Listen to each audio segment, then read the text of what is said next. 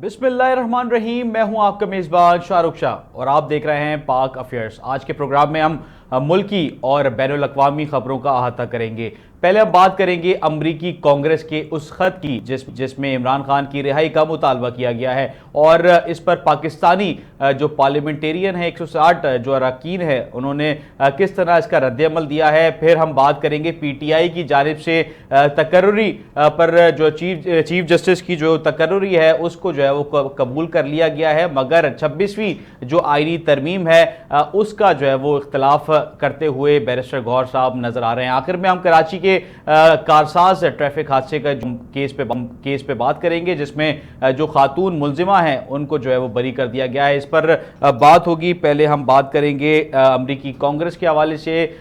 उस पर हमें ज्वाइन किया है ज्ञान चंद साहब ने, जिनका ताल्लुक पीपल्स पार्टी से। उनको वेलकम करते हैं। अस्सलाम वालेकुम ज्ञान साहब, ये बताइएगा क्या कहेंगे, पार्लियामेंटेरियन ने इसका रद्द-ए-अमल तो दिया है मगर आप नहीं समझते कि ये एक पाकिस्तान को स्ट्रॉन्ग इसका जो है वो रद्द-ए-अमल मजीद आगे जाके देना होगा और इसका हल क्या निकल सकता है? बहुत अफसोस है कि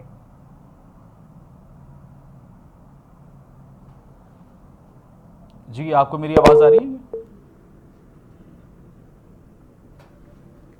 जी, कांग्रेस का जो ख़त है उस हवाले से हम बात करेंगे और साने कारसाज के ऊपर भी हम बात करेंगे, जबकि हमारा जो बैरिस्टर गौहर साहब का जो बयानिया है उसमें ये बात वाज़ेह की गई है कि जो 26वीं आईनी तरमीम है उससे इख्तलाफ है, मगर चीफ जस्टिस की जो नई तैनाती हुई है, तकर्रुरी हुई है जस्टिस याया अफरीदी साहब की, उसको जो है वो कबूल कर लिया गया है। पीटीआई की जानिब से अगर हम बात करें तो मुख्तलिफ जो जावियों से ये बात सामने आई थी कि जो चीफ जस्टिस की तकर्रुरी है वो नाकाबिले कबूल होगी अगर सीनियरिटी बेसिस पे तैनाती नहीं की गई, मगर अब जाके पीटीआई ने अपना मौक़िफ़ जो है वो तब्दील किया है। चीफ जस्टिस जो याया अफरीदी तकर्रुर जो हुए हैं, नए चीफ जस्टिस बने हैं, उसके बाद अब ये बात पीटीआई की जानिब से बैरिस्टर गौहर साहब ने ये वाज़ेह कर दी है कि नए चीफ जस्टिस को हम जो है वो कबूल करते हैं, मगर जो 26वीं आईनी तरमीम हुकूमत की जानिब से की गई है उसको हम जो है वो उससे जो है वो इख्तलाफ करते हैं। और सानिया कारसाज की भी हम जो है वो बात करेंगे। सानिया कारसाज एक अफसोसनाक वाक़या और उसमें जो मुलजिमा थी उसको बाइज़्ज़त बरी कर दिया गया है। जो मकतूलीन हैं जो कि इस हादसे का जो है वो शिकार हुए हैं उनके अहले खाना की जानिब से ये बात भी जो है वो सामने आई थी कि जो चीज़ें हैं उन्होंने जो है वो अल्लाह जो है वो तवक्कल उनको माफ़ कर दिया है, मगर बादज़ा हुकूमती जो ज़िम्मेदारी है वो भी आयद होती है और जो अदालती निज़ाम है उस पर भी कई सवालात ये जन्म लेते हैं। इसी हवाले से हम जो है वो इसके ऊपर हम बात करेंगे, जबकि पार्लियामेंटेरियंस अमरीकी कांग्रेस ने जो है वो तकरीबन जो है वो 100 जो अरकान हैं उनकी जानिब से ये मुतालबा किया है कि इमरान खान साहब की रिहाई का जो है वो उन्होंने मुतालबा किया है। अमरीकी और पाकिस्तान के जो ताल्लुकात हैं वो इससे मुतासिर होने के खदशात लाक जो है वो हो गए हैं और जिसके रद्द-ए-अमल में जो 160 अरकान हैं पाकिस्तान के पार्लियामेंटेरियंस हैं उन्होंने भी उसके रद्द-ए-अमल में ख़त लिखा है और इसकी जो ये मुबाहिसा है ये आगे कितना शिद्दत इख्तियार करता है इसी पर हम बात करेंगे। ज्ञान चंद साहब हमारे साथ जो है वो मौजूद थे, लाइन डिस्कनेक्ट हो गई जिसकी वजह से जो है वो कनेक्ट जो है वो किया जा रहा है, जबकि हम इसके ऊपर हम बात कर रहे हैं कि कांग्रेस का जो ख़त है वो किस तरीके से उन्होंने जो है वो लिखा है और उनके पीछे बिहाइंड उनके एस्पेक्ट्स क्या क्या हो सकते हैं उनकी उस ख़त के लिखने की वजह से, क्योंकि इमरान खान क्योंकि पाकिस्तान की इस वक्त जेल में अपनी सज़ा जो है वो काट रहे हैं और हुकूमत की जानिब से ये क्लेम करती हुई हुकूमत नज़र आती है कि तमाम तर सहूलियात उनको जो है वो दी गई हैं और दी जा रही हैं, जो बेसिक नीड्स हैं उनकी उससे ज़्यादा ही हुकूमत ये क्लेम करती हुई नज़र आती है कि उनको जिम की और दीगर जो चीज़ें हैं वो प्रोवाइड की गई हैं, मगर पीटीआई इससे नाला नज़र आती है और पीटीआई मुख्तलिफ जावियों से जो है वो ये एहतजाज भी रिकॉर्ड करवाया उन्होंने। जब शंघाई ताउन तंजीब जब होने जा रही थी उस वक्त एहतजाज की कॉल दी गई, क्योंकि पीटीआई के जो बानी हैं, बानी पीटीआई, उनसे जो है वो मिलने नहीं दिया जा रहा था, जिसकी वजह से जो चीज़ें थी वो काफ़ी ख़राब हुई और हुकूमत पीटीआई की जानिब से एहतजाज की कॉल दी गई, जो कि जो पीटीआई के बहुत सारे कारकुनान हैं वो इस जो एहतजाज की कॉल से इख्तलाफ करते हुए नज़र भी आए। पीटीआई की अगर हम बात करें तो अंदरूनी इख्तलाफात बहुत ज़्यादा सामने आ गए हैं, क्योंकि क़यादत का जो है वो क्योंकि बानी पीटीआई इस वक्त जेल में बंद हैं, जिसकी वजह से क़यादत का फुकदान नज़र आता है। बैरिस्टर गौहर एक तरफ चेयरमैन इस वक्त जो है वो मौजूदा चेयरमैन हैं, बानी जो पीटीआई के चेयरमैन हैं बैरिस्टर गौहर साहब, उनकी जानिब से भी जो है वो बयानिया सामने आता है, मगर जो दीगर रहनुमा हैं पीटीआई के, उनकी जानिब से भी बहुत सारे मौक़िफ़ विदाउट एनी परमिशन वो सामने आते हैं और एहतजाज की कॉल जो है वो दे दी जाती है, जिसकी वजह से चीज़ें जो है वो बहुत सारी चीज़ें जो है वो ख़राब जो है वो की तरफ जो है वो जाती हुई नज़र आती हैं। और अगर हम बात करें पीटीआई की क़यादत की अंदरूनी कहानियाँ भी मुख्तलिफ पीटीआई की सामने आ रही हैं, और इस वक्त हमें ज्वाइन किया है उज़्मा कारदार साहिबा ने, पाकिस्तान मुस्लिम लीग नून से उनका ताल्लुक़ है, उनको वेलकम करते हैं अपने प्रोग्राम में। उज़्मा साहिबा, क्या कहेंगी, अमरीकी कांग्रेस ने जो ख़त लिखा है, पाकिस्तानी पार्लियामेंटेरियंस ने भी उसके रद्द-ए-अमल में जो ख़त है वो लिखा है, क्या समझती हैं इस जो डिप्लोमेसी है वो मुतासिर होगी, या पाकिस्तान ने जो ये प्रोटेस्ट किया है ये काफ़ी था? जी, बिस्मिल्लाहिर्रहमानिर्रहीम। आपने देखा कि ये इन्होंने एक वतीरा बना लिया है कि इन्होंने पाकिस्तान को बाहर जाके बदनाम करना और उसकी इमेज को खराब करना जो है ना, ये इन्होंने अपना मिशन बना लिया है पीटीआई ने, और ये सब बानी के कहने पे ये सारा कुछ हो रहा है। तो ये इनको नहीं पता कि पहले भी एक ही रेजोल्यूशन लेके आए थे, जो कि बहुत एक सो कॉल्ड पूरे कांग्रेस की एक कंबाइंड रेजोल्यूशन थी। तो क्या उसका नतीजा निकला? 0/0। आप मुझे बताएं ना, कोई उसका नतीजा निकला? मासिवा इसके कि इन्होंने लॉबिंग फर्म्स हायर की हुई हैं, बाहर के जो ओवरसीज के जो लोग हैं उनसे ये पैसे बटोरते हैं, उनको गुमराह करते हैं कि जी ह्यूमन राइट्स वायलेशन हो रही है, ये हमारे साथ ये जुल्म हो रहा है, वो जुल्म हो रहा है, और वो पैसे लेके तो अपने इन मकासद के लिए, पाकिस्तान को खराब करने के लिए, डैमेज करने के लिए वो इस्तेमाल करते हैं। अब जो इन्होंने जो लेटर आया है तो उसकी क्या हैसियत है? उसकी कोई हैसियत नहीं है। वो सिर्फ जो है पाकिस्तान के अंदरूनी मामलात में मुदाखलत है और उसके अलावा कुछ नहीं है। और मैं आपको ये बताती चलूं कि जो अमेरिका की जो हुकूमत है वो कभी भी, आप ने कोई स्टेट डिपार्टमेंट से आपने मेरे ख्याल में 1-2 दफा इनकी ब्रीफिंग सुन ली है, वो कहते हैं कि जी ये इनका अंदरूनी मामला है, इनकी अदालतें हैं, वो फैसला करेंगी क्या करना है या क्या नहीं करना है, हमारा इसमें कोई अमल दखल नहीं है। तो न जाने इन लोगों को कब इस बात का इदराक होगा या समझ आएगी कि इनके पैसों से कुछ नहीं बनने वाला। ये थोड़ा सा पाकिस्तान को अपनी रेड लाइन बना ले, थोड़ी सी मोहब्बत पाकिस्तान के लिए अपने दिल में जगाएं, ताकि इनको एहसास हो कि ये जो गंद घोलते हैं बाहर जाके, ये अपनी इज्जत खराब कर रहे हैं। पाकिस्तान को कोई नुकसान नहीं पहुंच रहा। हम लोग बैठे हैं सब यहाँ, हम भी पाकिस्तानी हैं, हमें अपने मुल्क से मोहब्बत है। बाहर जाके जब ये इस तरह की नेगेटिव पिक्चर पेंट करते हैं पाकिस्तान की, तो हमें बहुत तकलीफ होती है इस चीज से। और इसके लिए जो है हम हर तरीके से अपने इदारों के पीछे खड़े हैं। यहाँ पे हमारी जमहूरियत जो है वो मजबूत है, आपकी एक सिविलियन गवर्नमेंट है, और वो हर तरीके से आइन और कानून के मुताबिक चल रही है। तो ये बैठ के तो अब रोना पीटना जो डाला हुआ है इन्होंने, और जो हर कांग्रेसमैन के पांव पड़े हुए हैं, हर सेनेटर के जाके पांव पड़ जाते हैं, वो ब्रैड शर्मन टाइप के लोग जो है इन्होंने एंगेज किए हुए हैं, वो लॉबिंग कर करके। और कौन है ब्रैड शर्मन? आप कभी जाके चेक करें ना, वो सबसे ज्यादा प्रो इजराइल का कांग्रेसमैन है। जितने प्रो इजराइल कांग्रेसमैन और सेनेटर्स हैं, वो इन सबके साथ जाके तो पाकिस्तान के खिलाफ साजिशें करते हैं। और आपको पता है कि फिर इसके ताने बाने किधर मिलते हैं, गोल्डस्मिथ कौन है और वो कहां से ताल्लुक रखता है। जी, तो उस्मा साहिबा हमें ज्वाइन किया है ज्ञान चंद साहब ने, उनसे भी मैं इसी टॉपिक पे जो है वो सवाल कर रहा हूँ। सर ज्ञान साहब ये बताइएगा कि 160 जो अरकान हैं उन्होंने जो खत लिखा है इसके रद्द अमल में, क्या आप समझते हैं कि इस वक्त ये सिर्फ रस्मी कार्रवाई है या आप समझते हैं कि वाकई इसका जो है वो हल कोई निकलेगा आगे जाके? उस्मा साहिबा मेरा यही सवाल है, उनकी लाइन ड्रॉप हो गई है ज्ञान साहब की। क्या कहेंगी, ये सिर्फ रस्मी और पॉलिटिकल जो है वो गेम लग रहा है या वाकई कोई इसमें कोई पाकिस्तान भरपूर एहतजाज जो है वो अपना रिकॉर्ड करवाएगा मजीद आगे जाके? देखिए हमें क्या जरूरत है, क्योंकि पाकिस्तान का ये इंटरनल मैटर है, पाकिस्तान का ये इंटरनल मैटर है, मगर ये डिस्कस हुआ अमेरिकी कांग्रेस में। एक तो पार्लियामेंटेरियंस ने रिस्पांस दे दिया है, ठीक है, क्योंकि ये भी उनकी तरफ से जो कांग्रेसमैन है, हमने वो एक उनको तुर्की ब तुर्की वहां से दे दिया। दूसरे हमारे वजीर खारजा जो हमारी जो वजारत खारजा है, उनकी तरफ से भी कई दफा बयान जा चुका है। सबको मालूम है कि पाकिस्तान जो है एक सॉवरेन इंडिपेंडेंट मुल्क है और वो हम किसी की भी दखल अंदाजी जो है वो नहीं बर्दाश्त करेंगे।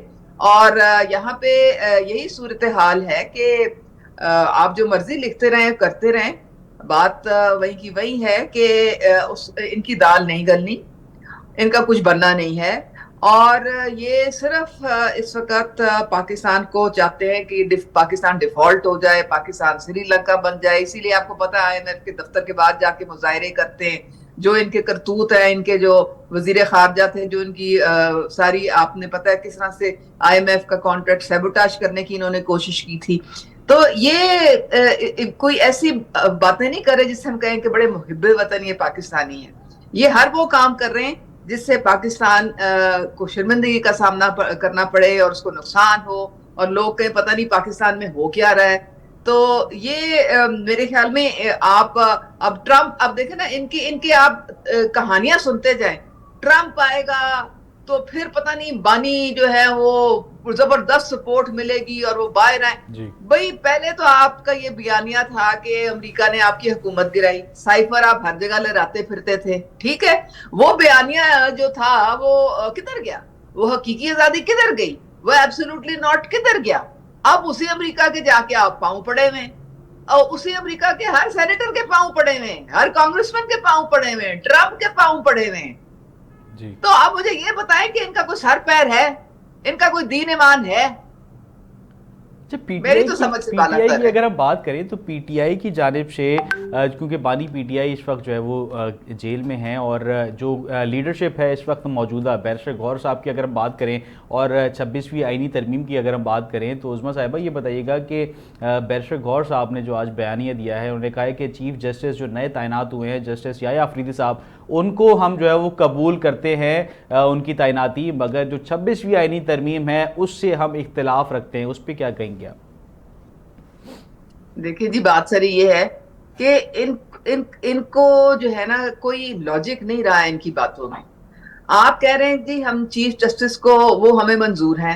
अब चीफ जस्टिस जो है वो किस तरमीम के तहत आए हैं, आप ये बता दें। उनकी सिलेक्शन जो है वो किस तरमीम के तहत हुई है? तो अगर आपने मान लिया उनको चीफ जस्टिस, तो इसका मतलब है कि 26वीं आइन को भी आपने मान लिया। वो तो उसी के बाद आए हैं ना। वो तो पार्लिमानी कमेटी जो बनी, 8 मेंबर्स नेशनल असेंबली के और 4 सेनेटर्स, उन्होंने बैठ के मुश्तरका 3 जजेस के जो सीनियर मोस्ट थे उसमें से एक को 2/3 वोट से सिलेक्ट किया। तो वो तो एक आईनी तरमीम जो 26वीं थी उसके बाद ही कमेटी बनी है ना। तो या आप इधर बात कर लें या आप उधर बात कर लें। ये इनकी कोई, मैं आपको वही तो बता रही हूँ कि इनका कोई सर पैर नहीं है। इनको समझ नहीं आ रही कि इन्होंने करना क्या है। अब देखें, बानी साहब अगर बैठे हुए जेल में तो हमारा उससे क्या लेना देना है। उस्मा साहिबा, ज्ञान साहब ने हमें दोबारा ज्वाइन किया है, उनसे मैं पार्लियामेंटेरियन का पहले सवाल करूंगा, उसके बाद बैरिस्टर गौहर साहब का जो स्टेटमेंट आया है उसके ऊपर हम बात करेंगे। ज्ञान साहब ये बताइएगा, पार्लियामेंटेरियन के हवाले से जो रद्द अमल अरकान ने दिया है, पीपल्स पार्टी का इस पे क्या मौक़िफ़ है और क्या मज़ीद इसके ऊपर कोई मजबूत जो रद्द-ए-अमल है वो देती हुई पीपल्स पार्टी की तरफ से जो है वो कोई मजबूत रद्द-ए-अमल कोई नज़र आएगा आने वाले दिनों में? वो जो अमेरिकन जो आया है स्टेटमेंट, उस पे आप बात कर रहे हैं? जी, पार्लियामेंटेरियन जी, जो रद्द-ए-अमल दिया है हाँ, अरकान ने। देखें देखें, ये अफसोसनाक सूरत हाल है कि इमरान तो है, पाकिस्तान के एक प्राइम मिनिस्टर भी हैं और एक अच्छी भली पार्टी की बानी भी है। उनके लिए सबसे ज्यादा सपोर्ट जो आ रही है वो या तो इसराइल से आ रही है या तो इंडिया से आ रही है। फिर वो अमेरिका, जिसका वो बड़ा मुखालिफ था, जो साजिश कर रहा था इनको इख्तिदार में से निकालने के लिए, वो उनको सपोर्ट कर रहे हैं। ये बात समझ से बालातर है कि ये कौन सा जो है कंस्पायरेसी चल रही है, जो एक तरफ से इमरान खान को हुकूमत से आउट करने के लिए वो उन पे इल्जाम लगाता है, फिर इनकी लॉबिंग फर्म्स काम करती है, और वो अमेरिका जैसा मुल्क जिसके पॉलिसीज पे जो यहूदी लॉबी डोमिनेट करती है।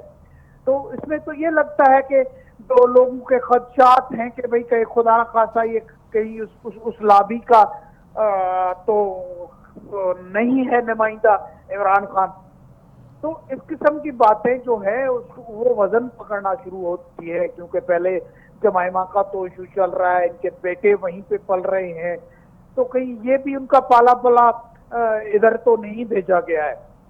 तो ये चीजें जो है वो खदशात पैदा कर रही हैं।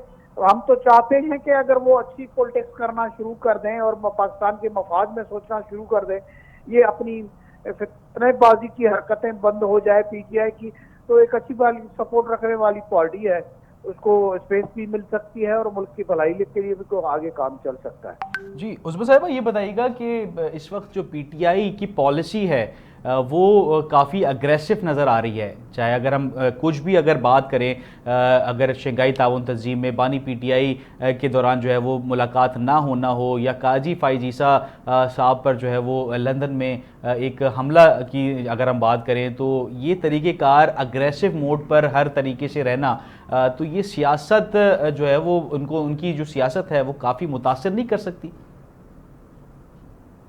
देखें, ये जो आपने मुझे कोट किए हैं ना, ये एग्जाम्पल, इनको तो शर्म से डूब मरना चाहिए। ये जो हरकतें कर रहे हैं ना, ये जमहूरी सोच की अक्कास नहीं है, ये बदमाशी है, ये दादागिरी है, ये वो चीजें हैं जो कि क्रिमिनल्स से आप एक्सपेक्ट करते हैं। काजी फायज ईसा की गाड़ी पे जो हमला करना था, मैं कहती हूँ कि इनको जितनी आप इसकी मजम्मत करें वो कम है। इन्होंने तमाशा बनाया हुआ पूरी दुनिया में। ये समझते हैं कि ये इस तरह की ओछी हरकतें और ये इस तरह के जो ये बदमाशियां करेंगे और कोई इनको पूछेगा नहीं, इनके खिलाफ पूरी कार्रवाई होगी और ये जेल जाएंगे, और यहाँ से उनके पासपोर्ट, उनके जो CRICs, उनके जो भी कार्ड्स जो हैं वो सारे जो है वो कैंसिल किए जाएंगे। अच्छा उसमें साहब ये बताइएगा कि बानी पीटीआई एक तरफ मुख्तलिफ जो जराए हैं वो ये क्लेम करते हुए नजर आ रहे हैं कि कोई डील हो गई है, जो बुशरा बीबी साहिबा हैं वो उनकी रिहाई एक डील का जो है वो शाखसाना है, उससे लिंक किया जा रहा है, और उनकी जो पेशावर रवानगी थी कोई सियासी तहरीक जन्म लेती हुई नज़र आ रही है। तो इस तरीके से र्यूमर्स गर्दिश करते हुए नज़र आ रहे हैं, उसकी क्या तरदीद करेंगी या जो आप उससे एग्री करेंगी? देखिए, एक तो मैं पीटीआई को मुबारकबाद देना चाह रही हूँ कि उनकी जो नई चेयरमैन है मुर्शिद साहिबा, वो जाना उन्होंने बनीगाला था और वहां का रंग रोगन भी सुनाया हो रहा था, और पहुंच वो केपी हाउस गई, और इसका मतलब है कि कोई तो दाल में काला है। अब जो भी दाल में काला है वो तो सारी दाल ही लगता है काली हो गई है, क्योंकि वो अब वहां पे एनेक्सी में बैठी हुई हैं और पूरी जो पीटीआई की जो लीडरशिप है उनकी क्लास ले रही हैं। बानी साहब जो हैं उन्होंने पहले भी इनके इशारों पे वो नाचते थे, और ये चलाती थी पंजाब की भी हुकूमत और केपी की भी हुकूमत। इनके वो पपेट बैठे हुए थे, वो इन्हीं के नामजद, ये फुजदार जो था वो इन्हीं का नामजद किया हुआ चीफ मिनिस्टर था। और कोई, आपको पता है वो करप्शन अरूज पे पहुंची हुई थी, कोई सेक्रेटरी जो है वो मुर्शिद साहिबा की इजाजत के बगैर नहीं लग सकता था, क्योंकि पैसे बटोरने होते थे सारों से। तो अब भी वो जो मुझे तो लगता है कि वो इसीलिए गई थी बनी गाला, क्योंकि वो जो अमलियात और जादू टोने टाइप की चीजें जो हैं वो उसके लिए उनको वही उसी जगह पे होना मेरे ख्याल में शायद लाजिम होगा जहां पे बानी साहब बैठे हुए, वरना वो जादू का असर नहीं होता होगा। तो अब उन्होंने सब जादू टोने हर चीज जो कर करा के, तो अब उन्होंने जो उनका मकसद था पूरा हो गया है। अब वो फुली फुली एक जिसे कहते हैं ना, एक अथॉरिटी के साथ वहां से निकली है, और अब सारे पीटीआई के जो बैठे हुए लीडर उनको उन पे डंडा चढ़ाया हुआ है, क्योंकि अब तो वो वही हैं, अब तो वो चेयरमैन वही होंगी।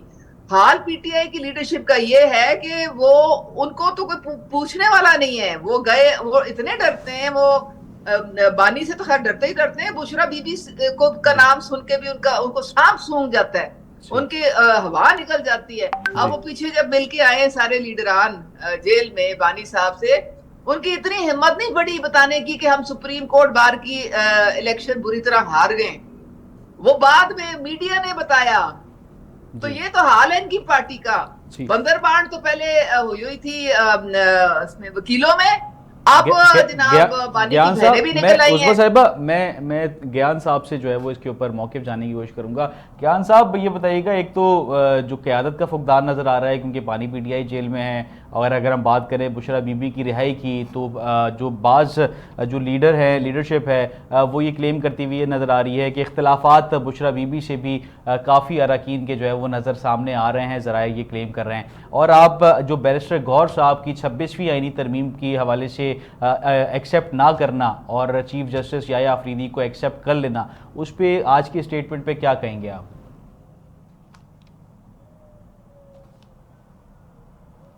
जी ज्ञान साहब, आपको मेरी आवाज़ आ रही है?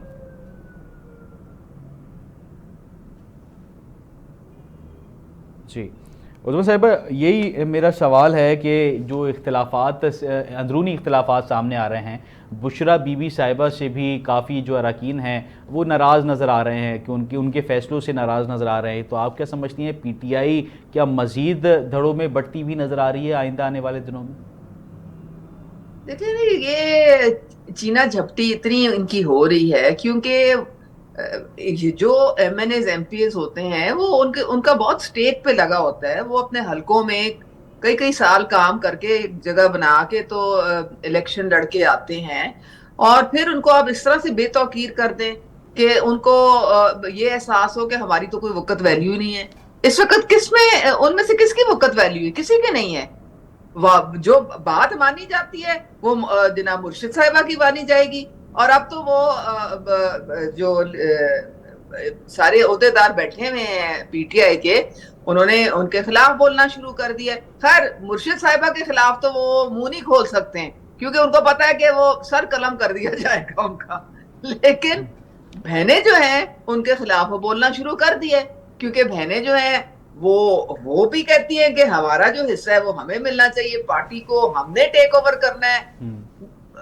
सिंपल सी बात है कि कोई नहीं चाहता कि बानी जेल से बाहर आए, क्योंकि अगर बानी जेल से बाहर आ गया तो ये सारे तो फारिग हो जाएंगे ना। फिर अभी तो इनकी चांदी लगी हुई है, कोई किधर से खींच रहा है, कोई उधर से खींच रहा है, कोई इधर से कह रहा है मुझे मेरा हुक्म चलेगा, कोई कह रहा है मेरा चलेगा। तो जब बानी साहब आ गए तो फिर तो ये जीरो हो जाएंगे सारे, तो इनमें से तो चाहता ही कोई नहीं कि बानी साहब निकले। ये ऐसे ड्रामे हो रहे हैं सारे, ये अपनी अपनी दुकानें चमका रहे हैं इस वक्त। अच्छा उस्मान साहब, ये बताइएगा जी ये बताइएगा कि बानी पीटीआई की रिहाई आपको क्या नज़र आ रहा है कि आइंदा आने वाले दिनों में जल्द मुतवक्की है उनकी रिहाई? और जो बुशरा बीबी की रिहाई हुई है उसके बाद ये बातें सामने आ रही हैं कि अब बानी पीटीआई भी उनकी रिहाई जल्द जो है मुतवक्की है, तो क्या कहेंगे इस पर? जी, बुशरा मानिका साहब जो हैं वो बेल पे हैं, ये तो नहीं कि वो बिल्कुल खत्म हो गया हर चीज, बेल पे गई हैं बाहर वो।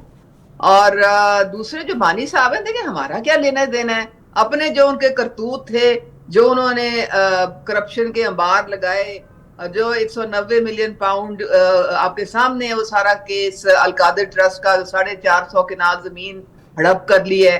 और फिर आप देखें कि 9 मई हमने कहा था इनको करने के लिए, ये उसके सरगना है, ये उसके मास्टरमाइंड है। अभी तो वो सारा केस चलना है, तो अपने केसों को भुगताएं। अगर अपने आप को वो मासूम जो है प्रूफ कर सकते हैं तो ठीक है, बाहर आ जाए। लेकिन अपने केसेस अब देखे ना, इन्होंने पूरी ऑपोजिशन को अंदर किया हुआ था, डेथ सेल्स में रखा हुआ था। 3.5 साल जो उनके साथ इन्होंने जुल्म किया वो सबके सामने है। अगर मियां मोहम्मद नवाज शरीफ या मरियम नवाज या बाकी लीडरशिप जो है पीपल्स पार्टी की भी और हमारी भी, उनको अदालतों ने बाइज्जत तौर पे अभी बरी किया है, क्योंकि कोई वो बोगस केसेस थे ना, कोई इनके पास सबूत नहीं था। तो आप ये भी अगर समझते हैं कि जी इनको नाजायज रखा हुआ है, तो फिर जाए अदालतों में अपने अपने आप को जो है क्लियर करवाएं। ये रोने पीटने से क्या होता है? हमारी लीडरशिप ने तो कोई रोना पीटना नहीं डाला था। बड़े हिम्मत और बड़े एक मजबूत आसाब के साथ उन्होंने इनके सारे जुल्म बर्दाश्त किए थे। डेथ से मतलब आप सोचें कि वो राना सनाउल्लाह के खिलाफ तो मंशियात का बोगस केस बना दिया झूठा, जिसमें सजाए मौत है। ये तो हाल था इनका।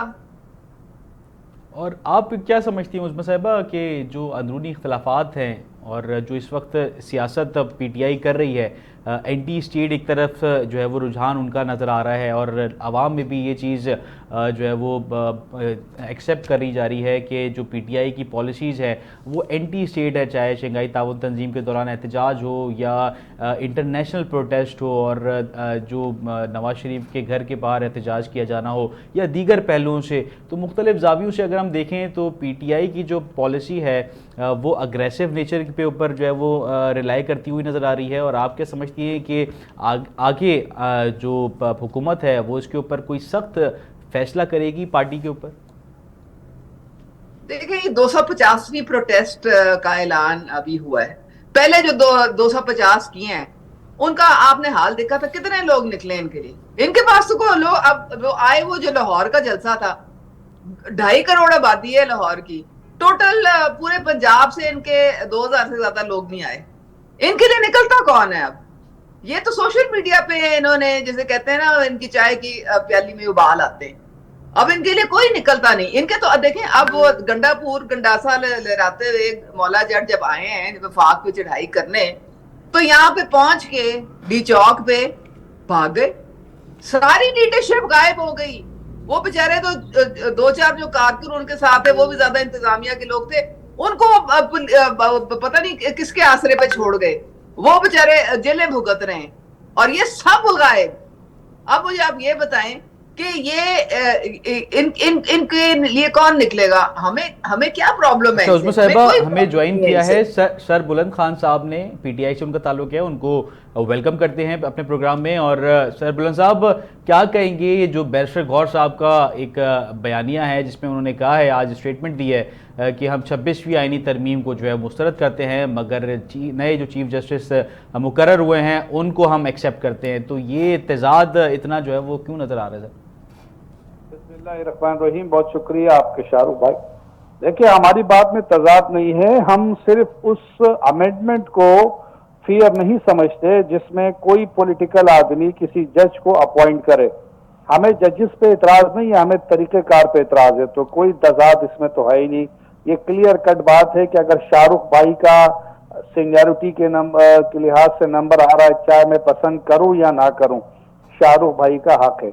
अगर शाहरुख भाई का हक को मैं खाकर किसी और जूनियर को शाहरुख भाई के ऊपर लेकर आता हूं तो ये मेरिट का कत्ल है। और वो बंदा भी इस बात को जरूर एक्नॉलेज करेगा कि भाई मैं तो तीसरे नंबर पे था, मुझे पहले नंबर पे लाया गया है। तो हम ये नहीं चाहते कि ये पिक एंड चूज हो अदलिया में, जुडिशरी में।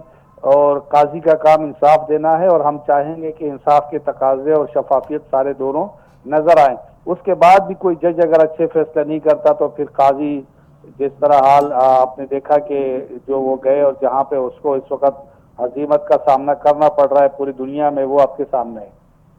अच्छा, आप क्या लगता है कि अदालती फैसले को एक्सेप्ट करना जो नए चीफ जस्टिस हैं उनकी तरफ आप लोगों की जो है वो रुझान, क्योंकि आप लोगों ने ये क्लेम किया था अली अमीन गंडापुर की अगर हम बात करें तो सीनियरिटी बेस पे उन्होंने कहा कि तैनाती होनी चाहिए वरना एहतजाज की कॉल दी जाएगी और हम मुल्कीर एहतजाज करेंगे। फिर एहतजाजी ये जो तकर्री है ये हो जाती है, उसके बाद पीटीआई का वो एहतजाज भी गुम हो जाता है और इन दी एंड अब ये एक्सेप्टेंस की कॉल जो है वो चेयरमैन जो मौजूदा चेयरमैन है उनकी जानिब से ये की जाती है। तो इस पे ये दोहरा म्यार पीटीआई की जानिब से जो है वो स्टेटमेंट्स में नज़र आता है। देखिए जी, हमारी कॉल तो आज रात को या तो सुबह तक आपको कॉल मिल जाएगी कि हम एहतजाज की बहुत बड़ी कॉल देने वाले हैं पूरे पाकिस्तान की सतह पर। वो आपको अभी नज़र आ जाएगा आज या कल तक। और बात रह गई दूसरी कि हम जो है अगर हमारा सिर्फ हमारा एतराज 26वीं जो है गैर आइनी में कबरता तरमीम जो हुई है बजोरे बाजू जिसे हुई, हमारे लोगों को अगवा बराए वोट किया है, पहले अखबार बराए तावान था, 11 मेंबर जो है वो उठाए गए हैं। सर बुलंद साहब, एहतजाज आप लोग क्यों करने जा रहे हैं? एहतजाज की कॉल क्या है? आपने कहा एहतजाज करने जा रहे हैं, तो एहतजाज की वजूहात क्या है? देखिए, एहतजाज है कि एक तो जो 26वीं आईनी तरमीम है जिसमें जजेस, एहतजाज की वजह यही है जैसे अली अमीन गंडापुर ने कहा कि सीनियरिटी बेस पे अगर तैनाती नहीं हुई तो एहतजाज किया जाएगा। जी जी, हम चाहेंगे कि जो एक प्रैक्टिस है, प्रैक्टिस ऑफ रूल है हमारी जुडिशरी की सुप्रीम कोर्ट में, वो फॉलो किया जाए। और सेकंड तो मगर जो हमारा मुतालबा है चीफ जस्टिस याया अफरीदी साहब को तो एक्सेप्ट कर लिया है जी। याया अफरीदी साहब को जो नए चीफ जस्टिस तैनात हुए हैं उनको एक्सेप्ट कर लिया है बैरिस्टर गौहर साहब ने। हमें जजेस पे कोई इतराज नहीं, हम तो ये कह रहे हैं हमें जजेस की जात पे हमें कोई इतराज नहीं, कोई भी चीफ जस्टिस हो। लेकिन हम ये पिकिंग चूज वाला मामला जो है, हम कहते हैं आइंदा के लिए हमारे लिए तो कोई सारे जज काबिल एहतराम है, हम किसी जज पे इतराज नहीं कर रहे। हमें तो ये है कि जो सिर्फ और सिर्फ मंसूर अली शाह के साहब के साथ किस बुनियाद पे ये मैं उस्मा साहिबा से इसके ऊपर मौकिफ लूंगा। उस्मा साहिबा, ये जैसे सर बुलंद साहब ने ये बताया कि आइंदा आने वाले वक्तों के लिए हम ये एहतजाज की कॉल दे रहे हैं, तो आप क्या समझती हैं ये सही फैसला है? देखिए, बात सारी ये कि एक इनके जो बानी साहब बैठे हुए ना वहां पे अडियाला में, उनको चैन नहीं आता। उन्होंने सबको ट्रक की बत्ती के पीछे लगाया हुआ है। वो दिन रात उनको ना ख्वाब में भी पीएम की कुर्सी नजर आती है।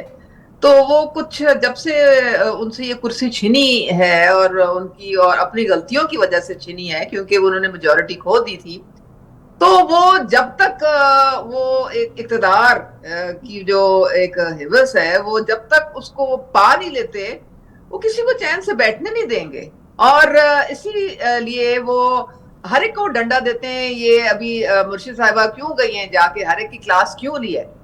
कैसे हो सकता है कि तुम लोग सारे बाहर फिर रहे हो, तुम कुछ कर नहीं रहे हो? उनके लिए वो जेल में बैठे हुए, फलाना है ढिमका है। तो ये इनको समझ आ नहीं रही है कि इस वक्त जितने भी इनके ये एमएनएज और एमपीएस है, और काफी तादाद में, आपको पता है सारी असेंबलीज में, चाहे वो नेशनल असेंबली हो चाहे प्रोविंशियल हो, इनके काफी लोग बैठे हुए हैं। वो उनकी तो मौजें लगी हुई हैं, वो तनख्वाहें ले रहे हैं, उनके पास सारी वो स्टैंडिंग कमेटीज में वो उनकी साथ मेंबर्स बने हुए हैं, उनके टीएडीए उनको मिल रहे हैं। वो पागल है। वो क्यों अपनी ये सारी चीजें और अपना एक प्रोटोकॉल और अपना एक स्टेटस जो है वो खामखा खराब कर देंगे इनके लिए? वो तो दिल में वो खुश है कि 5 साल पूरे हुए, उसके बाद देखी जाएगी क्या होता है। तो ये बानी साहब जो है ना, ये उनको कोई ये जो है ना कोई बेचैनी लगी हुई है, जिससे उन्होंने पूरी पार्टी को जो है वो उसकी उल्टी घड़ी चलाई हुई है।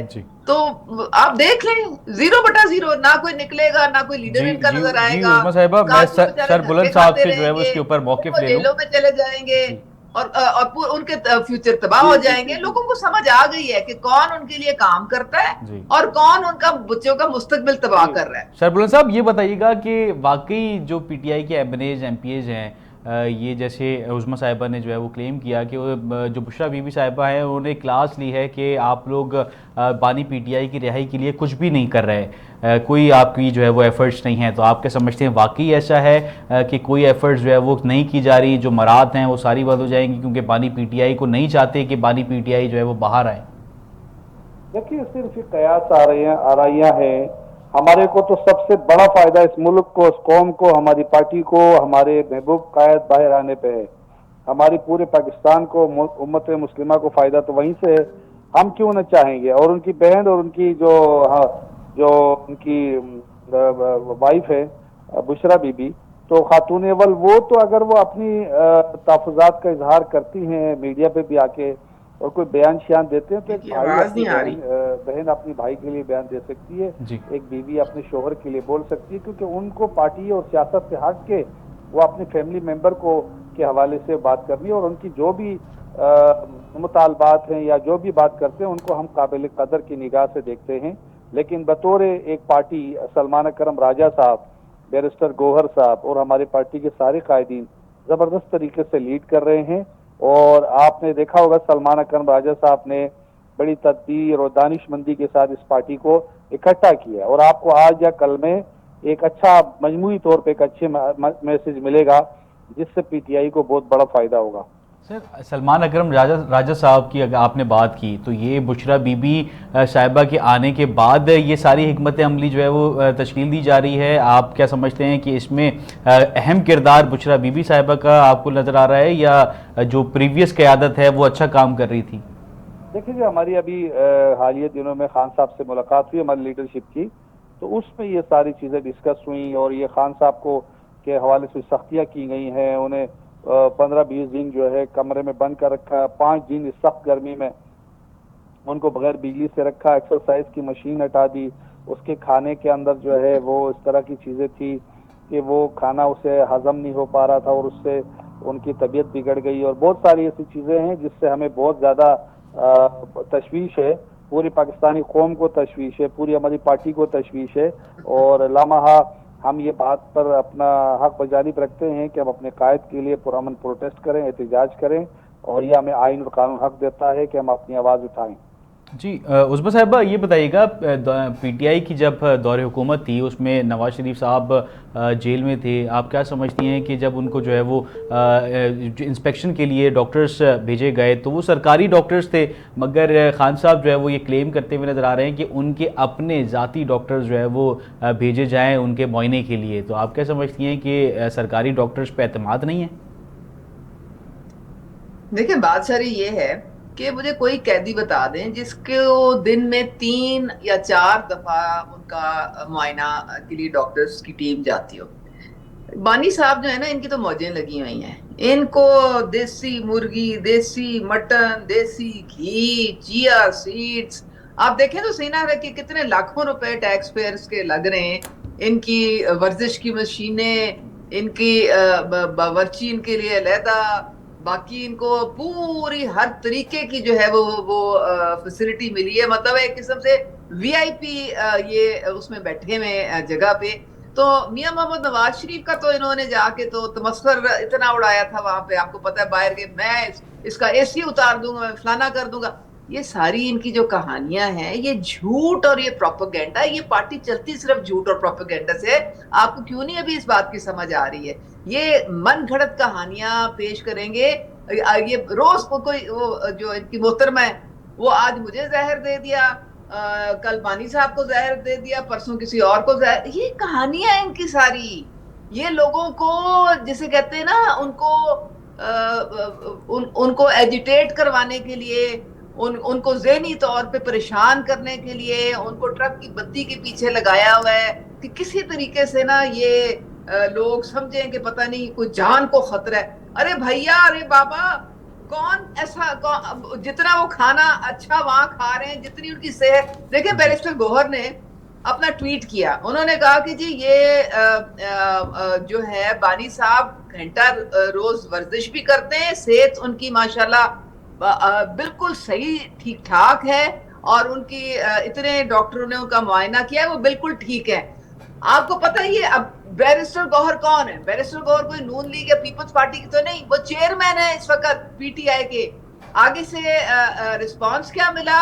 इतनी उनको गालियां पड़ी पीटीआई से, इतनी उनको गाली गलौज, उनकी इतनी जनाब उनका बेड़ा गर्क कर दिया। ये कौन होता है, इसको क्या पता है, इसको फलाना किया है। अब अंदाजा करें, ये इनका हाल है।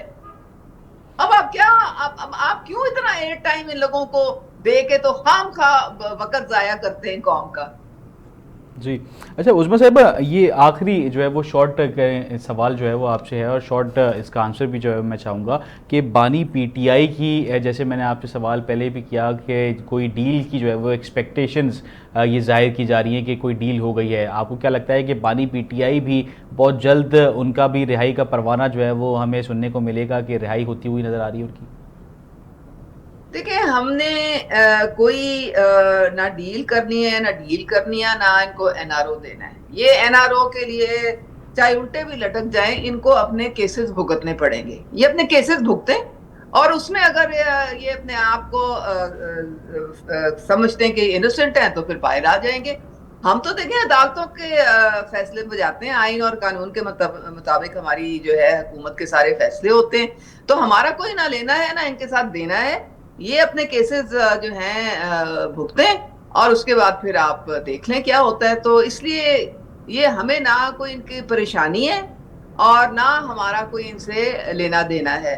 इन्होंने जब ये सारे लोगों को जेलों में डाला हुआ था, 3.5 साल इनके पास थे, बतेरा टाइम था इनके पास। क्यों नहीं कोई एक भी केस इन्होंने ये प्रूव कर सके?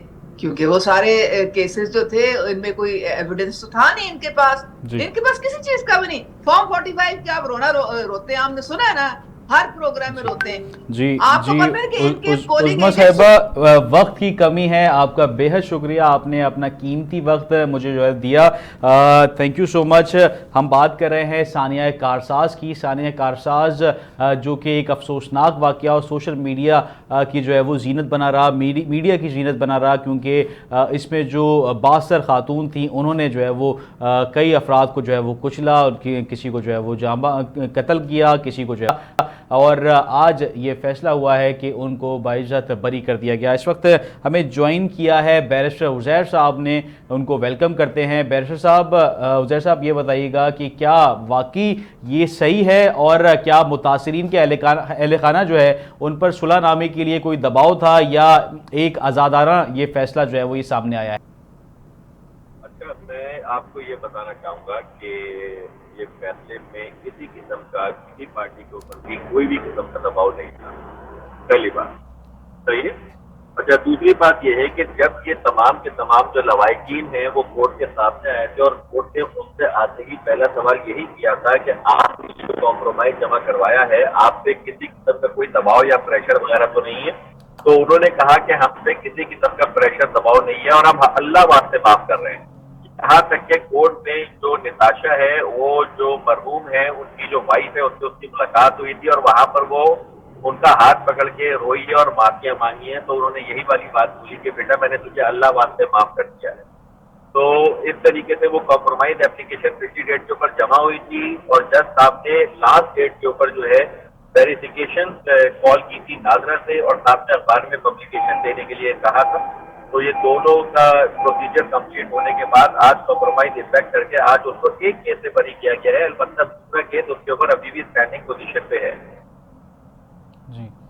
अच्छा उज़ैर साहब, ये बताइएगा कि इन शॉर्ट जो है वो, क्योंकि वक्त की कमी है, ये बताइएगा कि जो खातून मुलजिमा हैं वो तमाम अब केसेस से बरी व ज़िम्मा हो गई हैं और बाइज्जत बरी हो गई हैं, अब उनके ऊपर कोई केस जो है वो नहीं चलेगा, या और कहीं हुकूमत कोशिश कर सकती है, कोई जो है वो कोई अदालती निज़ाम में कुछ ऐसा जो है वो है कि अगर कोई हुकूमत चाहे तो इस केस को फर्दर जो है वो प्रोग्रेस कर सकती है?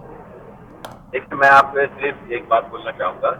पहली बात तो ये है कि इसके ऊपर ये एक और केस है, और वो एक टोटली डिफरेंट है। एक केस तो इसके ऊपर कत्ल बिन सबब का था, जिससे कॉम्प्रोमाइज हो गया, और वो कंपाउंडेबल ऑफेंस है, तो उसमें कॉम्प्रोमाइज इफेक्ट हो गया।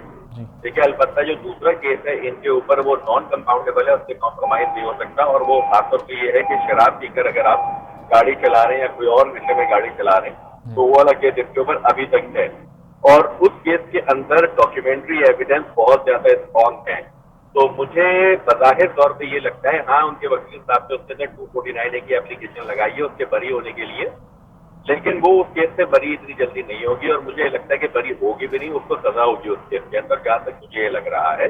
उसकी वजह यह है कि बहुत ज्यादा अपारेंट पोजीशन है, उसके मेडिकल रिकॉर्ड से भी ये चीज आई है, उसके बाकी जो जितने भी और एविडेंसेस हैं जिसके अंदर टेस्टिमनीज और विटनेसेस हैं, ये सारे के सारे उसके अगेंस्ट जा रहे हैं दूसरे केस के अंदर। तो मैं लग रहा है मुझे ये महसूस हो रहा है कि उस केस के अंदर उसको सजा हो जाएगी। जी जी, बहुत शुक्रिया बैरिस्टर उजैर साहब, आपने अपना कीमती वक्त दिया। नाज़रीन, आज के प्रोग्राम में हमने अहम मुल्की मौज़ूआत पर गहरी नज़र जो है वो डाली।